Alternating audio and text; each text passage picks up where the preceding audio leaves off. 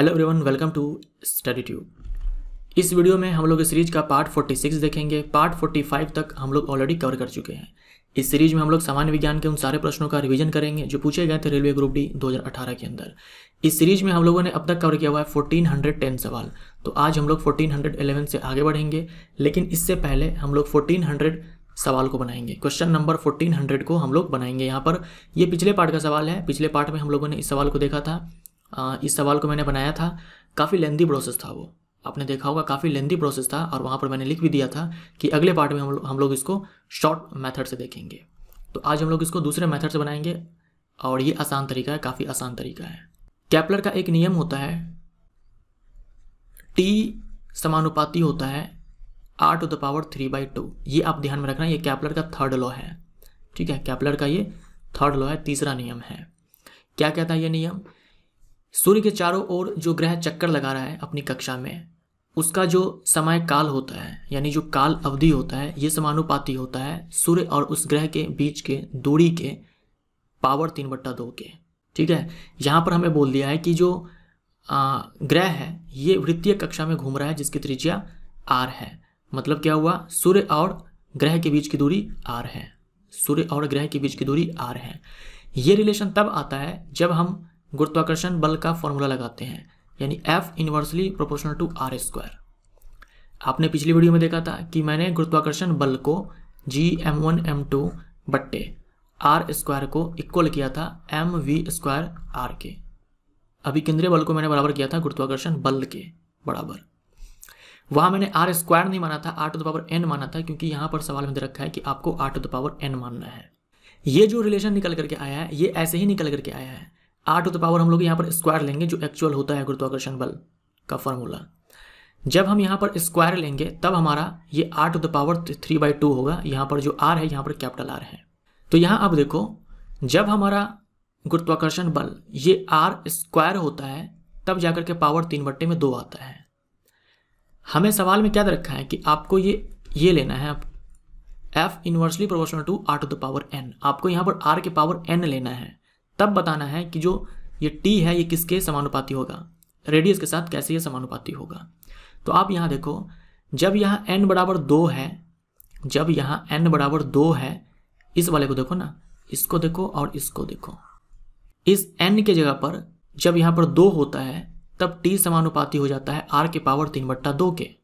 तो हम यहाँ पर क्या करेंगे, इस 3/2 के साथ इन सारे ही पावर को बारी बारी से कंपेयर करेंगे। जिस केस में हमें n बराबर 2 मिल जाएगा वही हमारा आंसर हो जाएगा। क्योंकि आप देखो यहाँ पर जब हम n का मान यहाँ पर 2 डालते हैं, जब n का मान हम यहाँ पर 2 डालेंगे तब हमारा t समानुपाती हो जाएगा r के पावर 3/2 के। तो हम क्या करेंगे, इस 3/2 को कंपेयर करेंगे बाकी सारे यहाँ पर जो दिए हुए हैं इन सब के साथ, r के पावर जो दिया हुआ है उसके साथ। जिस केस में हमें n बराबर 2 मिल जाएगा वही हमारा आंसर हो जाएगा। तो हम लोग यहाँ पर सीधा आंसर को चेक करते हैं। यहाँ देखो r⁻n+1/2 है, तो हम लोग क्या करेंगे, यहाँ पर n+1/2 इसको कंपेयर कर देंगे 3/2 से।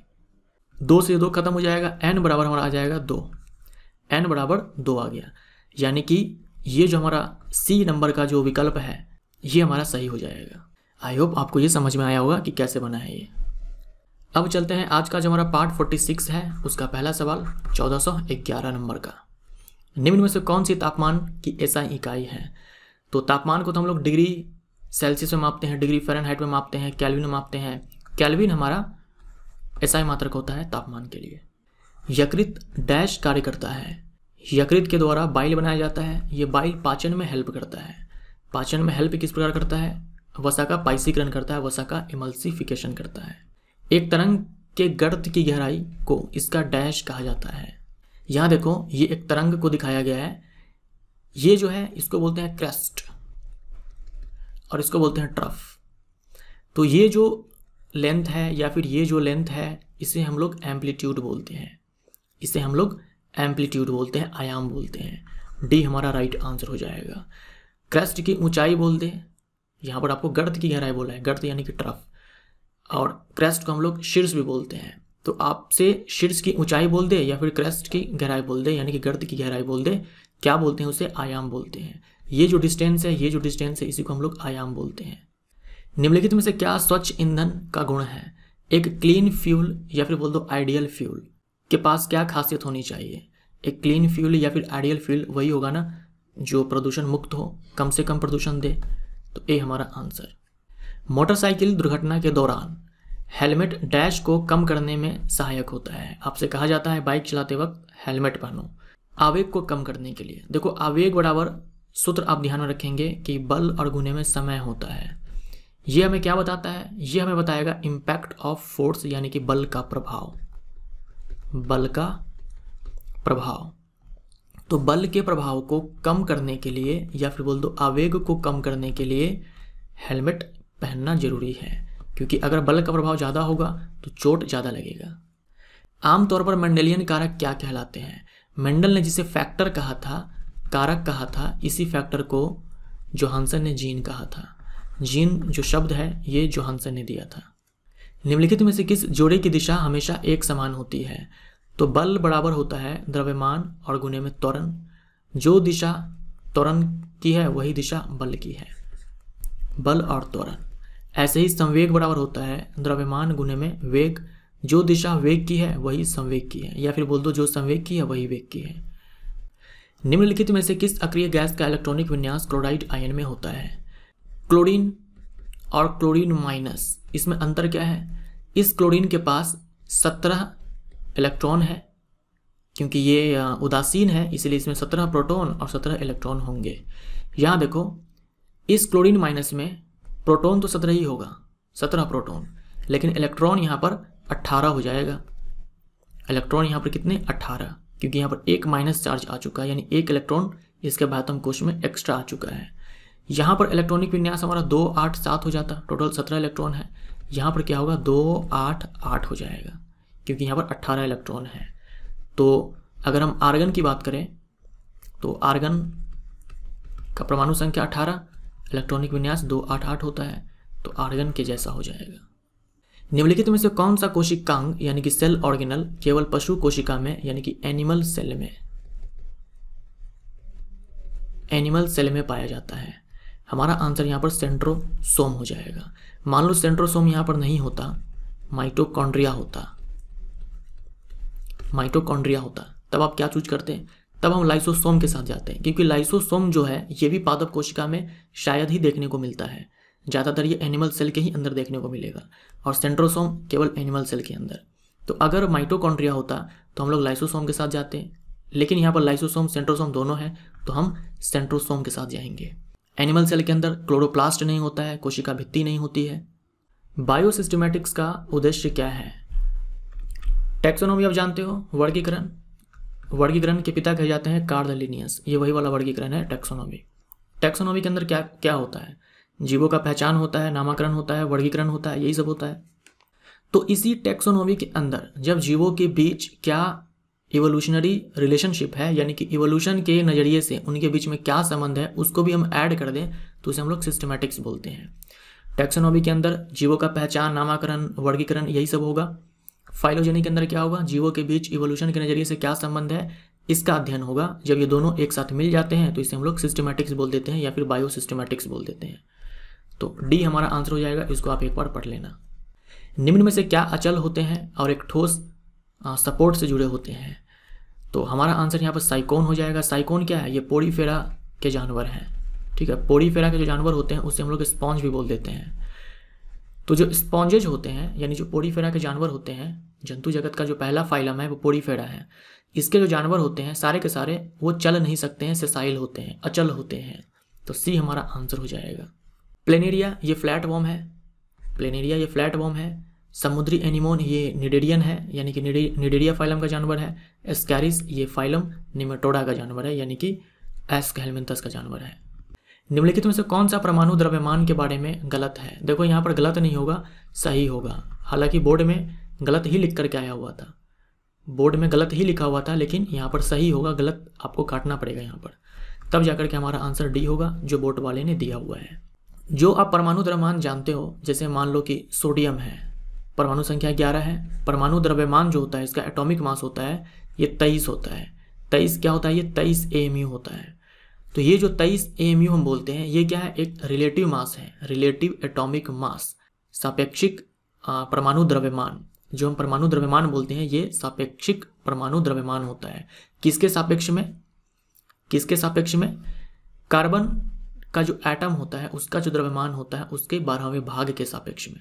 इस 23 AMU का मतलब क्या होता है, ये देखो आप, 1 AMU यहाँ पे लिखा हुआ है मैंने, 1 AMU बराबर होता है एक कार्बन 12 एटम। कार्बन 12 ये समस्थानिक है, कार्बन का समस्थानिक है, कार्बन 12 ये मास नंबर है। तो एक कार्बन एटम का जो परमाणु द्रव्यमान होता है उसका जो 12वां भाग होता है उसका ये 23 गुणा है। सोडियम के एक परमाणु का द्रव्यमान कार्बन के एक परमाणु द्रव्यमान के 12वें भाग के 23 गुना है। इसका मतलब ये होता है, जैसे मान लो ऑक्सीजन है तो ऑक्सीजन का परमाणु द्रव्यमान 16 होता है, तो ये 16 AMU में होता है। एक्चुअली में ये 16 AMU होता है, हम लोग AMU नहीं लिखते हैं। तो 16 AMU का मतलब क्या हुआ कि ऑक्सीजन के एक परमाणु का द्रव्यमान कार्बन के एक परमाणु का जो द्रव्यमान होता है उसका जो 12वां भाग होता है उसका ये 16 गुना है। ये होता है परमाणु द्रव्यमान का मतलब। तो जो हम परमाणु द्रव्यमान बोलते हैं वो एक्चुअल में क्या है, रिलेटिव एटॉमिक मास है, लेकिन हम लोग सिंपली एटॉमिक मास बोल देते हैं। किसके रिस्पेक्ट में है, इसके रिस्पेक्ट में है, कार्बन के एक एटम के परमाणु द्रव्यमान के 12वें भाग के रिस्पेक्ट में है। यही 1 AMU बराबर हम लोग ये भी लिख सकते हैं 1/Na, यानी कि एवोगाद्रो संख्या ग्राम में, और यही 1 AMU बराबर क्या हो जाएगा, इतना ग्राम हो जाएगा, जो मैं आपको ऑलरेडी बता चुका हूँ। तो हमारा आंसर यहाँ पर डी हो जाएगा। कब कहा जाएगा कि कोई पिंड मुक्त रूप से गिर रहा है? मुक्त रूप से गिरने का मतलब यह हुआ कि वस्तु पर केवल और केवल पृथ्वी के द्वारा लगाया गया गुरुत्वाकर्षण बल काम कर रहा है, जब इस पर केवल गुरुत्व बल कार्य करे। निम्नलिखित में से कौन सा एक विषम परमाणुक अणु है? यानी इन 4 में से जो सबसे डिफरेंट है, P4 हो जाएगा। ये एक ऐसा अणु है जिसमें एक ही टाइप के परमाणु हैं, एक ही तरह के एटम्स है, सारे के सारे फास्फोरस एटम्स हैं। यहाँ पर देखो अलग अलग एटम्स मिलकर के एक मॉलिक्यूल का निर्माण किए हुए हैं, बट जो C है हमारा P4 है, इसमें एक ही तरह के एटम्स है, सारे के सारे फास्फोरस के एटम्स है जो मिलकर के फास्फोरस का एक मॉलिक्यूल बनाए हुए हैं। डैश अम्ल में वृद्धि होने के कारण मांसपेशियों में ऐंठन आ जाती है। मांसपेशियों में ऐंठन आ जाती है या फिर बोलते हैं ज़्यादा एक्सरसाइज करने से थकावट होती है लैक्टिक एसिड के कारण। ठीक है, लैक्टिक एसिड के कारण। निम्नलिखित में से कौन सा कथन सही या गलत है? एक क्षार जो पूरी तरह से जल में आयनित हो जाता है, OH- आयनों की बड़ी मात्रा में उत्पादन करता है। उदाहरण के लिए सोडियम हाइड्रोक्साइड, पोटेशियम हाइड्रोक्साइड। देखिए ये जो सोडियम हाइड्रोक्साइड है, पोटेशियम हाइड्रोक्साइड है, ये मजबूत क्षार है, स्ट्रॉन्ग बेस है, मजबूत क्षार है। जो मजबूत क्षार होते हैं ये जलीय माध्यम में तुरंत OH- दे देते हैं, बड़ी संख्या में देते हैं। यानी अगर आपने 100 मॉलिक्यूल्स ले लिए हैं सोडियम हाइड्रोक्साइड का, तो उसमें से क्या होगा, 99% सोडियम हाइड्रोक्साइड मॉलिक्यूल्स ऐसे होंगे जो तुरंत OH- दे देगा, क्योंकि ये मजबूत क्षार है तो ये ज़्यादा से ज़्यादा OH- आयन को देते हैं। ये स्टेटमेंट हमारा सही है। अगर कमज़ोर क्षार हुआ तो ये OH- आसानी से नहीं देने वाला है, बहुत ही कम देगा, यानी कि जो क्षार होंगे वो आंशिक रूप से टूटेंगे। तो यहाँ तक तो ये सही है कि एक क्षार जो आंशिक रूप से जल में आयनित हो जाता है वो OH- आयनों का कम मात्रा में उत्पादन करता है, लेकिन ये एग्जाम्पल सही नहीं है। ये जो पोटेशियम हाइड्रोक्साइड है ये एक मजबूत क्षार है, तो ये एग्जाम्पल सही नहीं है, तो गलत हो जाएगा। ये केवल ए हमारा सही होगा, केवल ए सत्य है। डैश एक परजीवी पौधा है, यानी कि पैरासिटिक प्लांट है। ये है कस्क्यूटा बोल दो, या फिर इसी को अमरबेल बोलते हैं। यदि एक श्रृंग और इसके क्रमागत गर्त के मध्य दूरी L है तो तरंगदैर्घ्य होगी। यहाँ पर श्रृंग का मतलब क्रस्ट है, जो भी आपने देखा था, और यहाँ गर्त का मतलब ट्रफ है। यहाँ देखिए आप, ये आपका क्रस्ट है, ये आपका क्रस्ट है, तो 2 लगातार क्रस्ट के बीच की दूरी या फिर 2 लगातार ट्रफ के बीच की दूरी, ये आपका ट्रफ है, ये ट्रफ है। तो ये जो लेंथ है या फिर बोल दो ये जो लेंथ है, इसी को हम लोग लैम्डा बोलते हैं, यानी कि तरंगदैर्घ्य बोलते हैं। यहाँ देखो क्या बोला गया है कि ये जो क्रस्ट है और ये जो ट्रफ है, इसके बीच की दूरी जो है ये L है। ये आपको दिया हुआ है कि क्रस्ट ट्रफ के बीच की दूरी है वो L है, तो तरंगदैर्घ्य बताओ। तो ये अगर L है तो ये भी क्या हो जाएगा, L हो जाएगा, यानी जो हमारा लैम्डा है यानी कि तरंगदैर्घ्य है ये L + L हो जाएगा, 2L हो जाएगा। डैश की सतत वृद्धि के कारण किसी समूह में परमाणु त्रिज्या में वृद्धि होती है। परमाणु त्रिज्या में वृद्धि होने का मतलब क्या हुआ, कोषों की संख्या बढ़ रही है। कोषों की संख्या बढ़ रही है तो साइज में वृद्धि होती है, यानी कि परमाणु त्रिज्या में वृद्धि होती है। जैसे मान लो एक एटम है, इसके पास बस ये एक कोश है, कोई दूसरा एटम है इसके पास 2 कोश है, कोई तीसरा एटम है इसके पास 3 कोश है।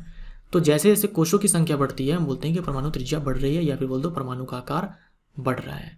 तो इलेक्ट्रॉन शेल हो जाएगा, इलेक्ट्रॉन कोश।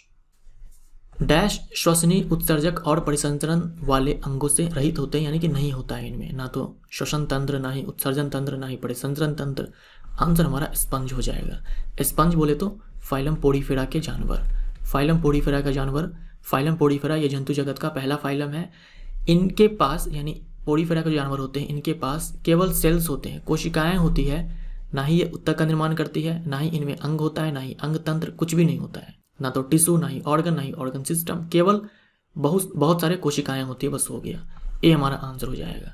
टेप वर्म ये फ्लैट वर्म है, चपटी कृमि यानी कि फाइलम प्लेटीहेलमिन्थस का ये जानवर है। लिवर फ्लूक भी फ्लैट वर्म है। और उसके बाद थ्रेड वर्म ये राउंड वर्म है, राउंड वर्म को ही हम लोग थ्रेड वर्म बोल देते हैं। यानी जो फाइलम निमेटोडा के जानवर होते हैं, जैसे कि स्कैरिस हो गया, मुचरेरिया, बैंक्रॉफ्टी, फाइलेरिया, क्रीमी, ये क्या है, थ्रेड वर्म है। एस्कहेलमिन्थस या फिर बोल दो निमेटोडा फाइलम के जो जानवर होते हैं उसी को हम लोग राउंड वर्म या फिर थ्रेड वर्म भी बोल देते हैं। 7वां आवर्त 2, 8, 8, 18, 18, 32, 32। पहले आवर्त में 2 तत्व, दूसरे तीसरे में 8, 8, चौथे पांचवें में 18, 18, छठे सातवें में 32, 32।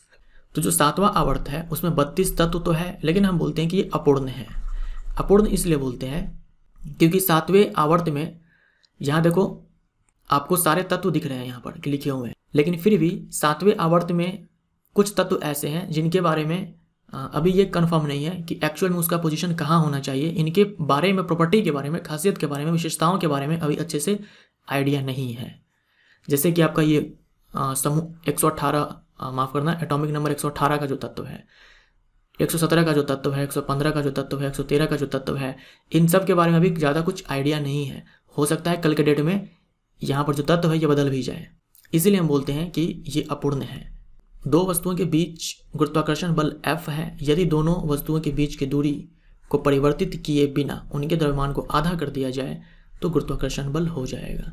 देखो गुरुत्वाकर्षण बल समानुपाती होता है जो द्रव्यमान होते हैं उनके गुणनफल के।